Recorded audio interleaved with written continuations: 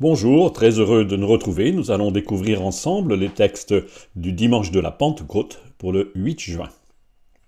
La fête chrétienne de la Pentecôte, 50e jour en grec, prend son origine dans la fête juive de Shavuot. Dans le judaïsme, la fête de Shavuot fut d'abord une fête des moissons 7 semaines après Pâques. Plus tardivement, elle est devenue la fête de l'Alliance. Le peuple juif y célèbre le don de la loi à Moïse sur le Sinaï. À l'époque de Jésus, c'est l'un des 3 grands pèlerinages à Jérusalem, et cela peut expliquer pourquoi se sont rassemblées à Jérusalem de grandes foules ce jour-là. C'est ce que raconte la première lecture que nous entendons chaque année. Ce récit, tiré des Actes des Apôtres, nous rappelle comment l'Esprit Saint est venu sur les apôtres et les a fait sortir de leur isolement pour qu'ils commencent à annoncer l'Évangile. C'est ce jour-là que naît l'Église. Les 2 autres lectures changent chaque année. Pour cette année C, la deuxième lecture est un passage de la lettre de Paul aux Romains. Quant à l'Évangile, il reprend des paroles de Jésus que nous avons en partie déjà entendues tout récemment. Ces 2 lectures nous parlent encore de l'Esprit Saint. Mettons-nous à l'écoute de la parole de Dieu pour réactiver en notre vie les dons de l'Esprit Saint. Et commençons par la première lecture. La première lecture nous raconte donc chaque année ce jour de la fête de Shavuot, où l'Esprit Saint est venu sur les apôtres. Seul Luc raconte cet événement dans les Actes. Les autres évangiles n'en parlent pas. Seul l'évangile de Jean raconte comment Jésus souffla sur eux et il leur dit « Recevez l'Esprit Saint » Jean chapitre 20, verset 22. Imaginons cette scène. Les compagnons de Jésus qui l'ont suivi depuis la Galilée, ainsi que Marie, sa mère et d'autres femmes, se sont enfermés dans la maison de Jérusalem, où Jésus a célébré la Cène, son dernier repas. Ce récit est raconté au chapitre 2 des Actes des Apôtres, les versets 1 à 11. Quand arriva le jour de la Pentecôte, au terme des 50 jours, ils se trouvaient réunis tous ensemble. Soudain, un bruit survint du ciel comme un violent coup de vent. La maison où ils étaient assis en fut remplie tout entière. Alors leur apparurent des langues qu'on aurait dites de feu, qui se partageaient, et il s'en posa une sur chacun d'eux. Tous furent remplis d'Esprit Saint, ils se mirent à parler en d'autres langues, et chacun s'exprimait selon le don de l'Esprit.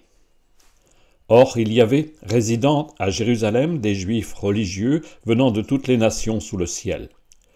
Lorsque ceux-ci entendirent la voix qui retentissait, ils se rassemblèrent en foule. Ils étaient en pleine confusion, parce que chacun d'eux entendait dans son propre dialecte ceux qui parlaient. Dans la stupéfaction et l'émerveillement, ils disaient « Ces gens qui parlent, ne sont-ils pas tous galiléens ? Comment se fait-il que chacun de nous les entende dans son propre dialecte, sa langue maternelle ? Parthes, Mèdes et Élamites, habitants de la Mésopotamie, de la Judée, de la Cappadoce, de la province du Pont et de celle d'Asie, de la Phrygie et de la Pamphylie, de l'Égypte et des contrées de Libye proche de Cyrène, Romains de passage, Juifs de naissance et convertis, Crétois et Arabes, tous nous les entendons parler dans nos langues des merveilles de Dieu. » Comme un violent coup de vent. Des langues qu'on aurait dites de feu. Le vent et le feu sont les 2 images symboliques pour décrire en nos mots humains l'irruption de l'Esprit de Dieu envoyé par le Père. L'Esprit Saint est souffle. Dans la Bible, le vent, c'est le souffle de Dieu qui planait sur les eaux à l'origine de la création. Le vent, c'est le souffle que Dieu inspire en l'homme pour animer Adam qu'il a modelé avec la terre du sol. Genèse chapitre 2, verset 7. Le vent, c'est encore le murmure d'une brise légère, comme un courant d'air que perçoit Élie quand Dieu passe près de lui sur la montagne du Sinaï. Premier livre des Rois, chapitre 19, verset 12. Le souffle, c'est enfin le dernier instant de vie sur terre de Jésus, quand celui-ci poussa un grand cri. « Père, entre tes mains, je remets mon esprit. » Chapitre 23 de Luc, verset 46. L'Esprit Saint est feu. Quand le peuple d'Israël sort d'Égypte, une colonne de feu les guide vers la liberté et ouvre la mer en 2 pour les sauver des Égyptiens qui les poursuivent. Dieu est avec eux, la nuit dans une colonne de feu pour les éclairer. Exode chapitre 13, verset 21. L'Esprit est feu avec Élie, pour donner raison au prophète dans son combat mortel contre les faux prophètes. Alors le feu du Seigneur tomba. Premier livre des Rois, chapitre 18, verset 38. L'Esprit Saint est don, et il produit en chacun d'eux un effet surprenant. Ces gens incultes, ce sont des Galiléens, se mettent à parler en langue. Ils annoncent en toute langue les merveilles de Dieu. Le miracle de la Pentecôte, c'est que tous peuvent entendre dans leur langue maternelle proclamer la bonne nouvelle de Jésus. Le miracle de la Pentecôte continue aujourd'hui quand tous peuvent entendre, comprendre et accueillir le beau message de la foi chrétienne. Il manque ici la suite du récit, un long discours de Pierre. Luc raconte comment ce jour-là, ceux qui avaient accueilli la parole de Pierre furent baptisés. Ce jour-là, environ 3000 personnes se joignirent à eux. Actes des Apôtres, chapitre 2, verset 41. Le don de l'Esprit Saint, le vrai miracle, c'est quand certains accueillent le message et se convertissent. Découvrons maintenant la deuxième lecture. La deuxième lecture que nous entendons cette année est extraite de la lettre de Paul aux Romains. Dans le chapitre 8, Paul oppose la chair et l'esprit. Chez Paul, la chair, c'est tout ce qui fait que l'être humain est fragile et mortel. Les philosophes parlent alors de la finitude des humains. Mais pour Paul, la chair est aussi le péché. C'est pareil. Dans cette lettre, il nous exhorte à ne pas vivre selon la chair, mais au contraire, à vivre de l'esprit. Cette lecture se trouve au chapitre 8 de la lettre aux Romains, versets 8 à 17. Frères, ceux qui sont sous l'emprise de la chair ne peuvent pas plaire à Dieu. Or vous n'êtes pas sous l'emprise de la chair, mais sous celle de l'esprit, puisque l'Esprit de Dieu habite en vous. Celui qui n'a pas l'Esprit du Christ ne lui appartient pas. Mais si le Christ est en vous, le corps, il est vrai, reste marqué par la mort à cause du péché, mais l'Esprit vous fait vivre puisque vous êtes devenus des justes.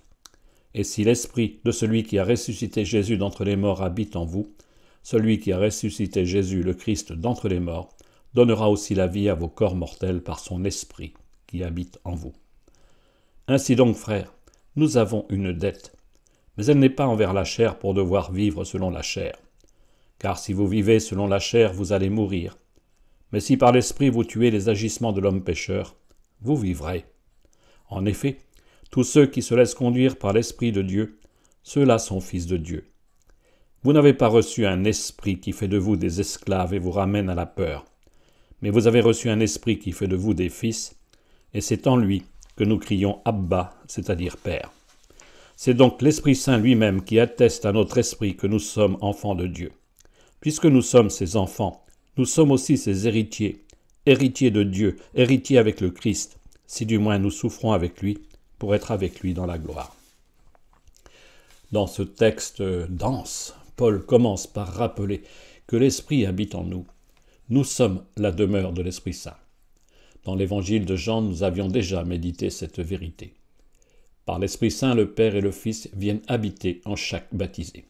Par l'Esprit Saint, nous sommes promis à la vie éternelle. C'est par l'Esprit que le Père a ressuscité le Fils. Par le même Esprit, nous ressusciterons nous aussi dans notre corps. L'Esprit du Père donnera la vie à votre corps. L'autre message de Paul nous apprend encore que l'Esprit nous rend libres. Libérés de la chair et du péché, nous sommes passés du statut d'esclave à celui d'enfant de Dieu. Et l'Esprit nous donne dans la prière d'appeler Dieu notre Père. Découvrons maintenant l'évangile que nous propose cette fête de la Pentecôte. Il y a quelques semaines, nous avons déjà lu cette page de l'évangile où Jean met dans la bouche de Jésus son dernier enseignement juste avant son arrestation et sa mort sur la croix. Méditons de nouveau ces paroles, où Jésus, sachant que l'heure était venue de passer de ce monde à son Père, promet de prier le Père pour nous, et il nous enverra un autre défenseur, l'Esprit Saint. Ces paroles de Jésus se trouvent au chapitre 14 de Jean, des versets 15 et 16, puis 23 à 26. En ce temps-là, Jésus disait à ses disciples, « Si vous m'aimez, vous garderez mes commandements. Moi, je prierai le Père, et il vous donnera un autre défenseur qui sera pour toujours avec vous. Si quelqu'un m'aime, il gardera ma parole. Mon Père l'aimera, nous viendrons vers lui, et chez lui nous nous ferons une demeure. Celui qui ne m'aime pas ne garde pas mes paroles. Or la parole que vous entendez n'est pas de moi, Elle est du Père qui m'a envoyé. Je vous parle ainsi tant que je demeure avec vous.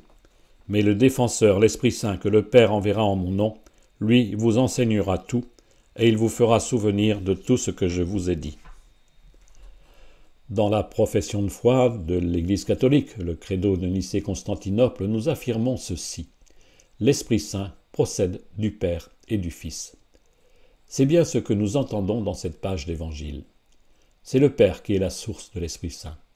C'est le Père qui envoie en nous l'Esprit Saint. Il procède du Père. Cela veut dire que l'Esprit vient du Père. Il est don du Père. C'est l'Esprit du Père.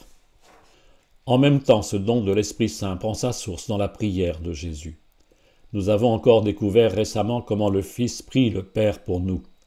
L'Esprit nous est donné au nom de Jésus. L'Esprit Saint est le fruit en nous de la prière de Jésus. Comme chez Paul dans la deuxième lecture, Jésus promet de venir habiter en nous par l'Esprit Saint. Pour que cela puisse se faire, Jésus pose une double condition. Nouer avec lui une relation fondée sur l'amour et garder sa parole. Dieu respecte notre liberté. Il se propose, mais il ne s'impose pas. Seul celui qui s'implique dans la relation avec le Christ et met en lui sa confiance reçoit le don de l'Esprit. Le fruit de l'Esprit n'est pas automatique. Cela est vrai de la confirmation comme pour tout sacrement. Le Seigneur se donne, mais l'efficacité de ce don dans notre vie dépend aussi de l'accueil et de l'engagement de chacun dans la relation avec Dieu. L'œuvre de l'Esprit en nous est à la fois de nous enseigner et de nous faire souvenir de tout ce que Jésus nous a dit. Or, cet enseignement se vit concrètement dans l'écoute de la parole de Dieu. Dans la liturgie catholique, il n'y a pas de liturgie, donc pas de sacrement qui ne nous mette d'abord à l'écoute de la parole. Écouter la parole de Dieu, la laisser résonner en nous, c'est aussi ouvrir le cœur à la présence de Dieu, à son action en nous. Méditer la parole, c'est nous souvenir de ce que Jésus a fait et dit. Il continue par l'Esprit Saint de nous donner accès à sa vie dans les Écritures. La parole aussi est sacrement et don de l'Esprit Saint. Bon dimanche et belle fête de la Pentecôte.